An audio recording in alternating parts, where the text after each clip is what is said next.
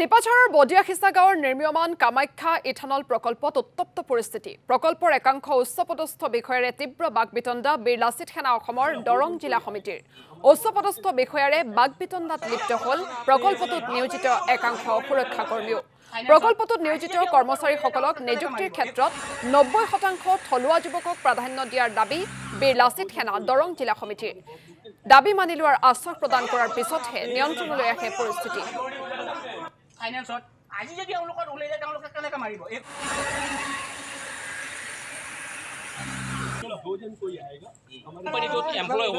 Security supervisor as a security supervisor প্ৰথমতে মই safe গাৰ্ডত security supervisor কৰি 2 মাহ কৰিলোঁ। 3 মাহৰ পিছত তেওঁলোকৰ কিবা অসুবিধাৰ কাৰণে ক'লে ছুপাৰভাইজাৰ কম লাগে, সেইকাৰণে আপুনি 2 মাহমান বহক।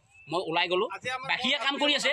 অক্টোবৰৰ 12 তাৰিখৰ পৰা আকৌ মই ৰিটাৰ্ণ হৈছোঁ গজৰাজ এজেঞ্চিৰ হৈ। তেতিয়াৰ পৰা এতিয়ালৈ মই ইয়াতে এমপ্লয় হৈ আছোঁ। এতিয়ালৈ মই যি পৰিৱেশ দেখা পাইছোঁ, আগতে এইবিলাকত কোনো ধৰণৰ বাউণ্ডাৰী নাছিল। আমাৰ ল'ৰাখিনিয়ে খুব কষ্ট কৰি পেলাই ইয়াতে ৰক্ষণাবেক্ষণ দি আছে, কিন্তু এতিয়া বাউণ্ডাৰী 50% বাউণ্ডাৰী হৈছে। হোৱাৰ পিছত বহিৰাগত মেক কোম্পানী বুলি পেলাই এতিয়ালৈ 8জন আহিছে আৰু বাকীকেইজন কালি আহিব।